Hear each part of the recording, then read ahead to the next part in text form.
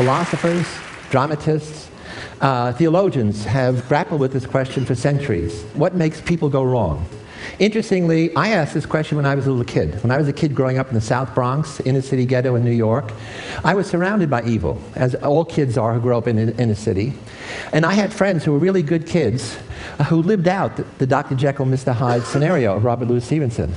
That is, they took drugs, got in trouble, went to jail, some got killed, and some did it without drug assistance. So when I read Robert Louis Stevenson, that was in fiction. The only question is, what was in the juice? And more importantly, that line between good and evil, which privileged people like to think is fixed and impermeable, with them on the good side and the others on the bad side, I knew that line was immovable and it was permeable. Good people could be seduced across that line, and under some rare circumstances, bad kids could recover with help, with reform, with rehabilitation. So I want to begin with this wonderful illusion by Swiss artist M.C. Escher.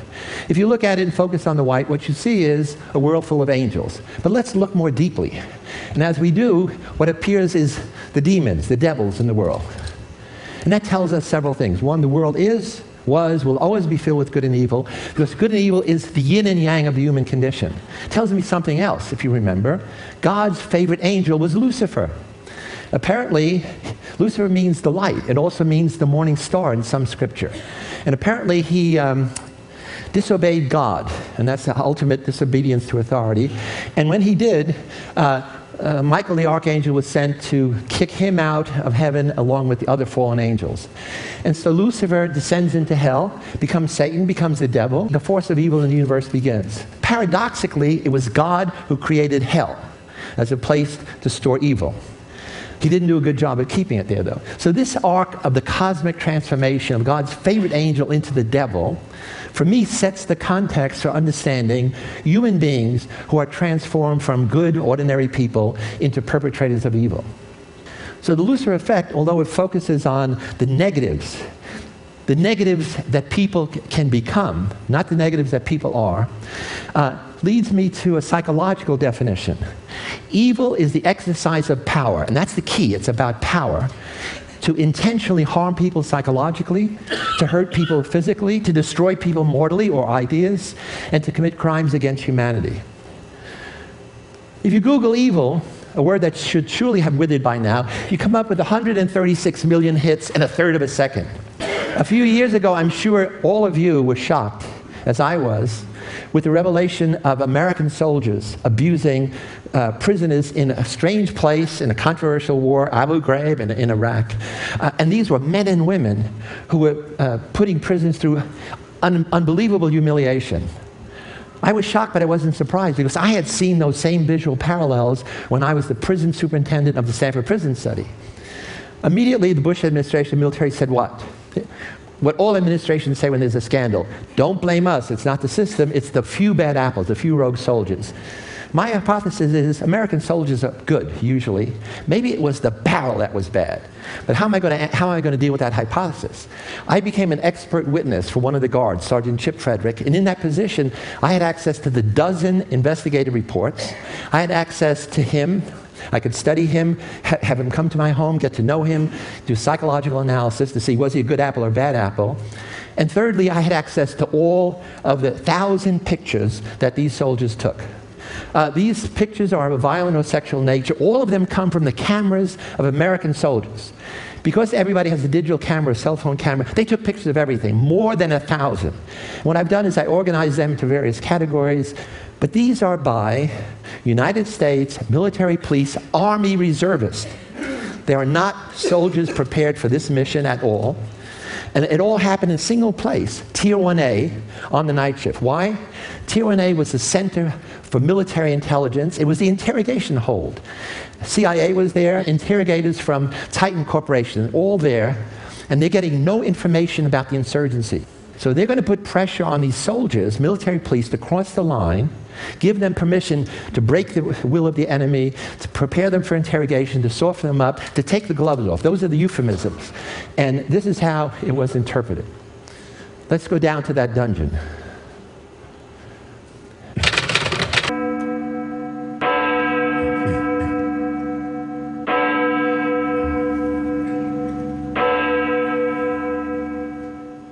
pretty horrific. That's one of the visual illustration of evil. And it should not have escaped you that the reason I paired the prisoner with his arms out with Leonardo da Vinci's Ode to Humanity is that prisoner was mentally ill. That prisoner covered himself with shit every day, and they used to have to roll him in dirt so he wouldn't stink. But the guards ended up calling him Shit Boy. What was he doing in that prison rather than in some mental institution? In any event, here's former Secretary of Defense Rumsfeld. He comes down and says, I want to know who was responsible. Who are the bad apples? Well, that's a bad question. You have to reframe it and ask, what is responsible? Because what could be the who of people, but it could also be the what of the situation. And obviously, that's where I'm headed. So how do psychologists go about understanding such transformations of human character if you believe that they were good soldiers before they went down to that dungeon? There are three ways. The main way is what's called dispositional. We look at what's inside of the person, the bad apples. This is the foundation of all of social sciences, the foundation of religion, the foundation of law.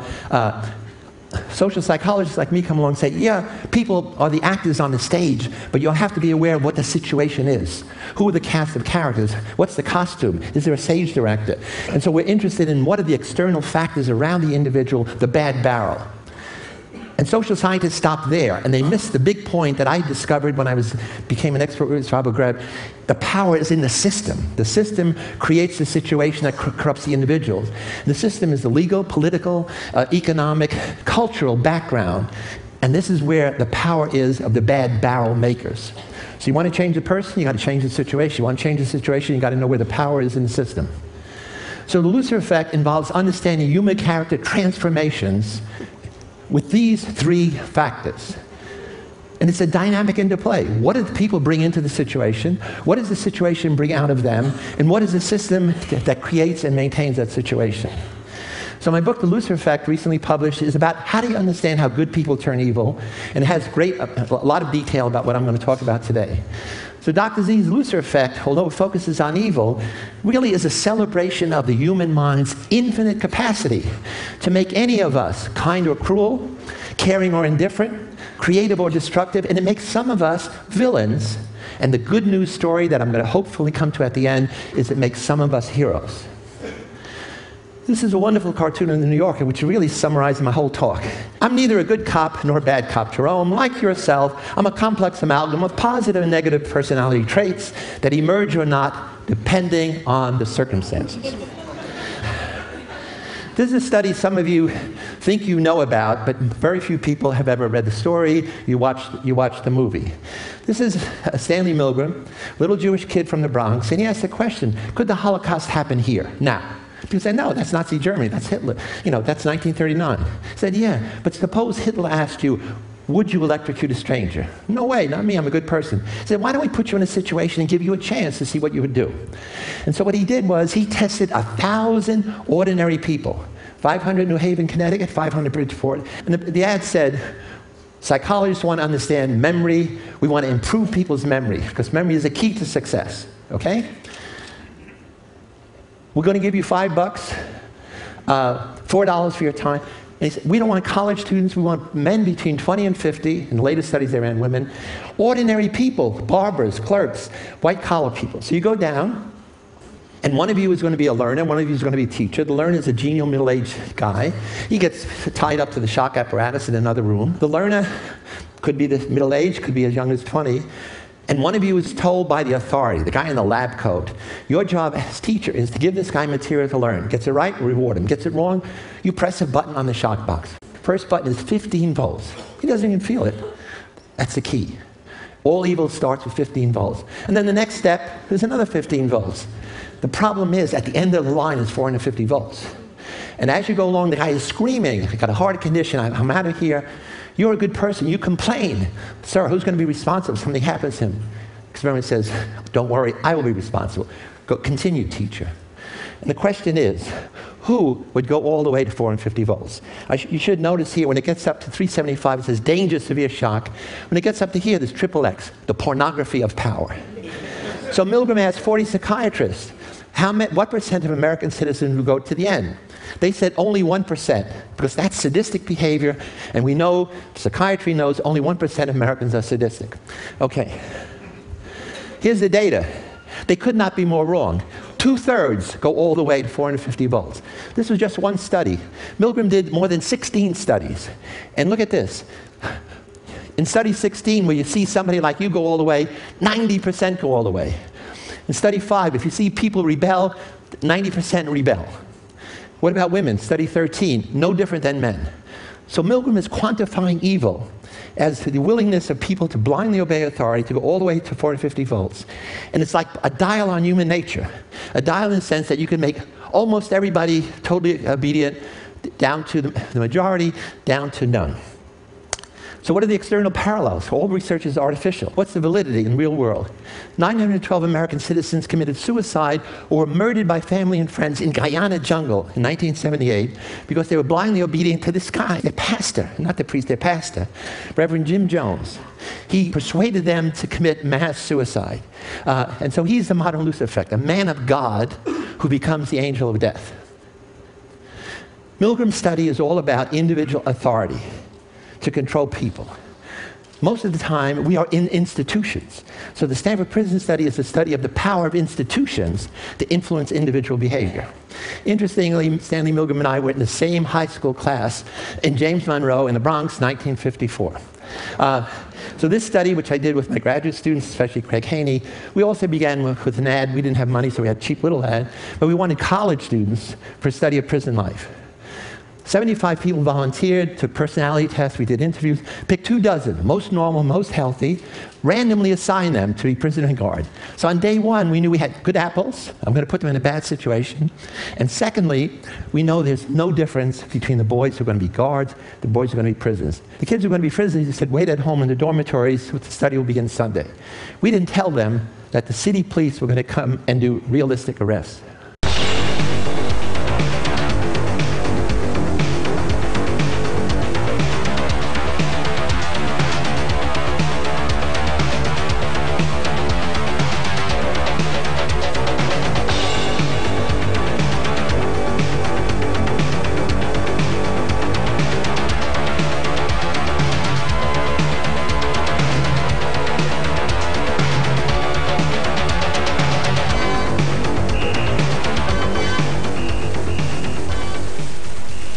Police car pulls up in front, and a cop comes to the front door and knocks and says he's looking for me. So right there, they took me out the door. They put my hands against the car. It was a real cop car. It was a real policeman, and there were real neighbors in the street who didn't know that this was an experiment. And there was cameras all around and neighbors all around. They put me in the car. Then they drove me around Palo Alto. They took me to the police station, the basement of the police station.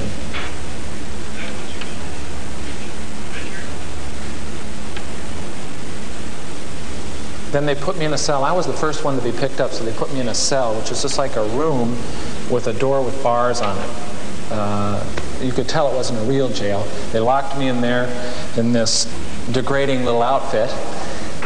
They were taking this experiment too seriously. Here are the prisoners who are going to be dehumanized. They're going to become numbers. Here are the guards with the symbols of power and anonymity. Guards get prisoners to clean the toilet bowls out their bare hands, to do other humiliating tasks. They strip them naked. They sexually taunt them. They begin to do degrading activities, like having them simulate sodomy. You saw simulating fellatio in Soldiers in Abu Ghraib. My guards did it in 5 days.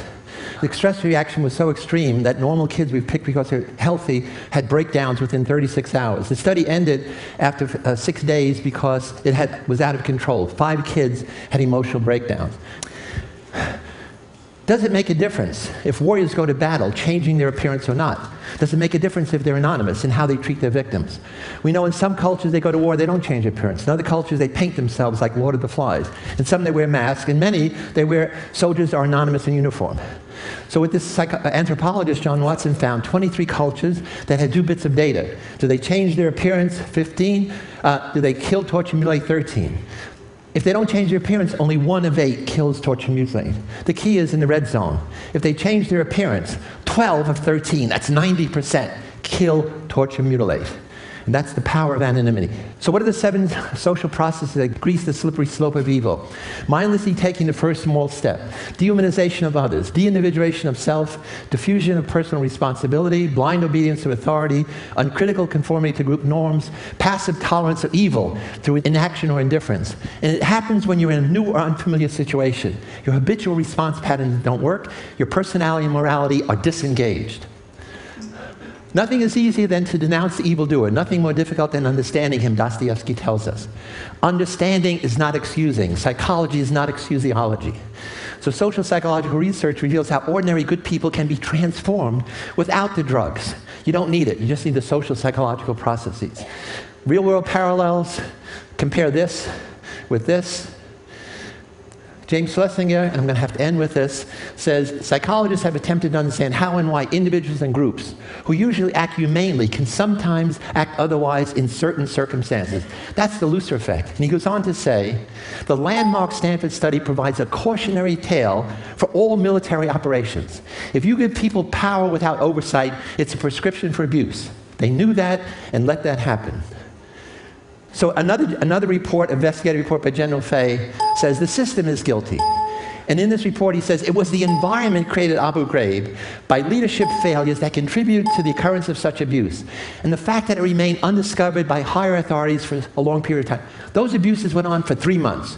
Who was watching the store? The answer is nobody, and I think nobody on purpose. He gave the guards permission to do those things, and they knew nobody was ever going to come down to that dungeon. So you need a paradigm shift in all of these areas. The shift is away from the medical model that focuses only on the individual. And the shift is toward a public health model that recognizes situational and systemic vectors of disease. Bullying is a disease. Prejudice is a disease. Violence is a disease. And since the Inquisition, we've been dealing with problems at the individual level. And you know what? It doesn't work. Alexander Solzhenitsyn says the line between good and evil cuts through the heart of every human being. That means that line is not out there. That's a decision that you have to make. That's a personal thing. So I want to end very quickly on a positive note. Heroism as the antidote to evil. By promoting the heroic imagination, especially in our kids, in our educational system, we want kids to think, I'm a hero in waiting for the right situation to come along, and I will act heroically. My whole life is now going to focus away from evil that I've been in since I was a kid to understanding heroes. The banality of heroism is it's ordinary people who do heroic deeds. It's the counterpoint to Hannah Arendt's banality of evil.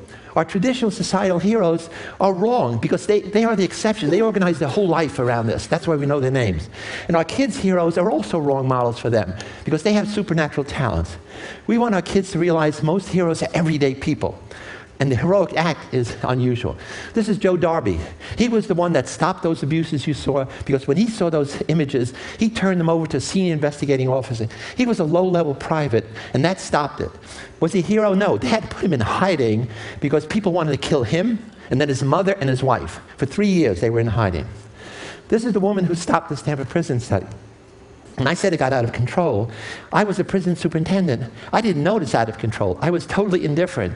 She came down, saw that madhouse, and said, you know what? It's terrible what you're doing to those boys. They're not prisoners, they're not guards, they're boys, and you are responsible. And I ended the study the next day. The good news is I married her the next year.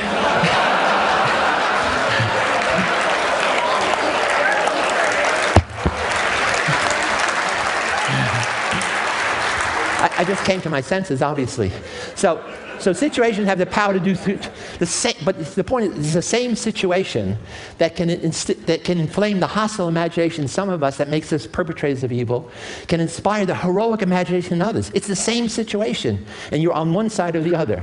Most people are guilty of the evil of inaction because your mother says, don't get involved, mind your own business. And you have to say, Mama, humanity is my business. So the psychology of heroism is, we're going to end in a moment, how do we encourage children in new hero courses that I'm working with Matt Langdon, he has a hero workshop, to develop this heroic imagination, this self-labeling, I am a hero in waiting, and teach them skills. To be a hero, you have to learn to be a deviant because you're always going against the conformity of the group.